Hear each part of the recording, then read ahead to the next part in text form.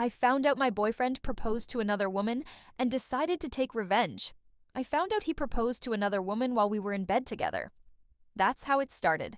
He was asleep, face down, breathing like nothing was wrong. I had his phone in my hand.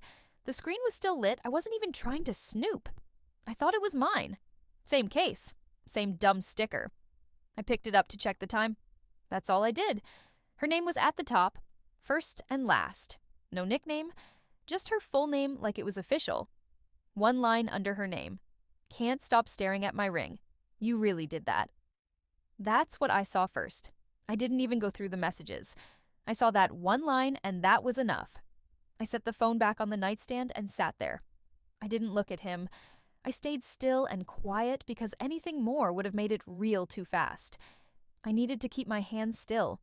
I needed to keep my face blank. I just stared straight ahead and tried to focus on one thought at a time, but it kept spinning out. 1 second I was trying to remember the last time we had sex. The next I was trying to remember if he said her name in passing and I didn't notice. I couldn't land on anything. We were supposed to fly out that weekend for my cousin's wedding. He knew how important it was. He knew how long my family had been waiting to meet him. I'd already sent the RSVP with his name. I'd picked out our outfits. We had matching luggage. My mom had a whole dinner planned for after. He agreed to all of it, smiled through it, looked me in the eye, said he was excited. He canceled 2 days before, said his flight got moved for work, said he'd try to catch the reception if he could get a later one, said he felt terrible. I told him it was fine, even though it wasn't. I told him I understood, even though I didn't. I told him I'd make excuses for him, even though I was running out of ways to cover for someone who never showed up when it counted. The night before the wedding, I flew out alone, sat next to a couple who couldn't stop touching each other. I slept facing the window. I didn't respond to any of his messages. I didn't even open them. I turned off the read receipts and muted the thread. I didn't delete anything. I just stopped reacting. I wanted him to notice the stillness and feel something shift. At the wedding, I lied to everyone. Said he had a big meeting, said he was disappointed to miss it, said he sent his love. I smiled through all the questions. I laughed at the jokes about marriage. I caught the bouquet when it landed at my feet. My sister took pictures of me holding it and tagged me in everyone. He liked them all. I stood there in a dress I bought just for him. Wearing perfume, he said, reminded him of our first date, smiling at the camera like nothing had happened. 2 days later, I went home. He picked me up from the airport like everything was normal, kissed me like he meant it, grabbed my bag, asked about the wedding, said he missed me. I said nothing. I let him talk. I watched his face. I studied the space between his words and counted how many times he blinked. It was almost impressive how smooth he was, like lying was muscle memory. We went to dinner that night. A nice place, the kind you have to book weeks in advance. He ordered for me. He made a toast. He touched my hand across the table. I watched him lie and lie and lie while the ring was probably still on her hand. I didn't say a word. I played along. I smiled. I asked about work. I let him walk me home. I let him kiss me again. I let him into my apartment. He fell asleep next to me like nothing was wrong. I stared at the ceiling. I replayed the message. I memorized it. I knew her name now. I'd never heard it before. He never even slipped. That's what made it worse. He was that good. So calm, so practiced. He left his laptop open on the kitchen counter the next morning. I didn't mean to check, but I did. Out of instinct this time, not curiosity, just muscle memory. The browser was still open. A tab was up for a resort in Mexico. Honeymoon packages, all-inclusive, couples spa, private balcony. He was logged into his account. The reservation was already made. I looked at the dates. They overlapped with our anniversary.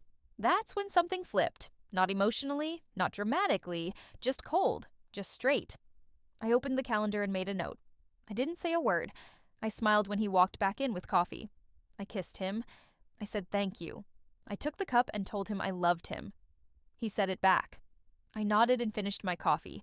Then I got dressed and left the apartment like I had errands to run. I had no plan yet, but I knew I wasn't going to fight for anything. I wasn't going to beg. I wasn't going to ask questions. I wasn't going to sit through some fake apology or let him spin it into a mistake. He proposed to another woman. She was wearing the ring, and I was still pretending not to know. I didn't say anything. I showed up where I was supposed to. I answered when he called. I picked up groceries like we planned. I forwarded him a bill he forgot to pay. He texted me a photo of his dinner and asked what I was eating. I sent him a photo back. He sent a heart. I left it on read. The trip was in 3 weeks. I checked the hotel confirmation again. I opened the itinerary. I screenshotted everything and saved copies. I looked up her name. There wasn't much. A private account, no tags, no overlap, no photos of him. I kept digging. Eventually, I found her sister. Public. She had a photo up already. The caption said, "Congratulations. The ring was in it. He was cropped out. He used the same photographer we talked about. The same setup I showed him a year ago." I waited until he left his laptop open again. I copied his resume, passwords, saved folders, old backups. I searched the name of the resort and found a tab open with honeymoon packages. I made a new email with his name. I matched his writing style. I canceled the reservation. I requested the refund to a new prepaid card I picked up that morning. Then I logged into her sister's page using an old throwaway I hadn't touched in years. I messaged 3 people with the photo and asked if they were going. I waited until one responded. I asked about the shower. I asked about the dress. I acted like I was in the group chat and got kicked out. I said I'd Venmo her something once I had the date. That was all I needed. I went back to his place that night. I made dinner. I picked a fight over something small just to see how he'd play it. He said sorry, then blamed work. I watched how fast he moved on. He sat on the couch and pulled me in like nothing happened. He fell asleep on top of me. I slid out and checked his coat pocket. The ring receipt was still there. He paid in cash. No return policy. I transferred money from his account to the card I set up. Not a lot. Just enough. I marked it as gift. I saved the receipt in his drafts folder. I logged out. I didn't close anything. I wanted it to look like an accident. 2 days later, he asked if I wanted to come to his friend's birthday. I said yes. I stayed close to his side all night. I introduced myself to people I'd never met. I watched his face every time someone mentioned relationships or marriage or rings. He never flinched. Not once. That was useful. That night, he passed out drunk, and I unlocked his phone with Face ID and messaged her from his account, saying she knows everything, and then I blocked her and deleted the message and cleared the history and put the phone back where it was and went to bed without brushing my teeth. And in the morning, he looked at his phone and said nothing, and I asked if he was okay, and he said it was spam. And I said okay, and later that night, she called 23 times. And he turned the phone face down and kept watching TV, and I emailed the venue from her sister's account saying the wedding was postponed and we'd be in touch. And then I opened my notes app and made a list of names from the photo she posted because I already had their profiles saved, and now I just needed to decide which one to start with. I sent a fake group message from a burner number pretending to be her maid of honor and told everyone the bridal shower location had changed to a new address I pulled from a listing scheduled for demolition. I picked that one because it still had a working mailbox, a number spray painted across the garage, and looked just convincing enough that no one would ask questions until they got there and realized they were standing in front of a condemned property in a bad part of town. I used a second number to message the real maid of honor the day before and said she was no longer needed and that the bride wanted something smaller and more intimate, so she shouldn't bother showing up. She sent back 4 long paragraphs. I didn't respond. 2 hours later, I started getting screenshots from the bridal party freaking out about the location. No one could reach the bride. Someone drove by and posted a photo in the group chat. 20 people were asking if it was a joke. One girl said her mom was crying in the car. Another one said she canceled work to be there.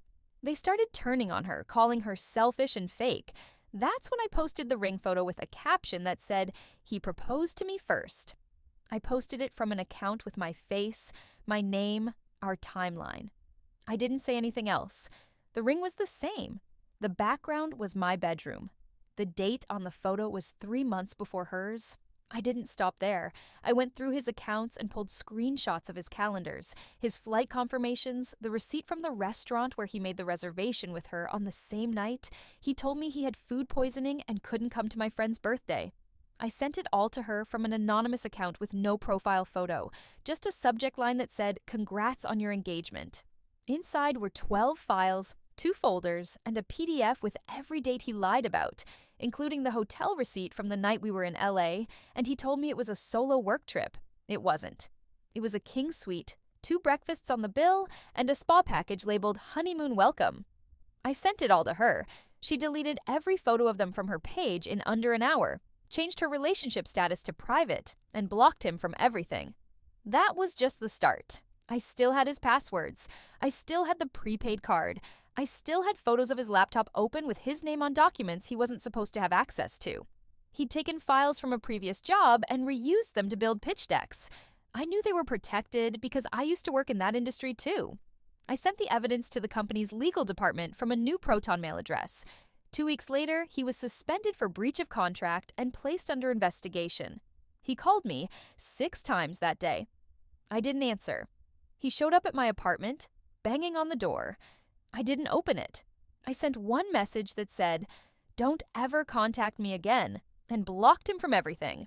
I returned the keys to his place by dropping them in a padded envelope at his front desk, signed with her name. 3 days later, I got a message from one of his old coworkers asking if I had time to talk. I said I wasn't available.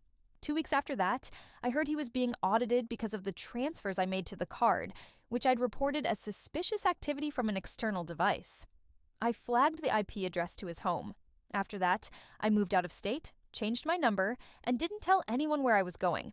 6 months later, I got a wedding invite in the mail from one of the girls in the original bridal party. I tore it in half, threw it in the trash, and didn't respond.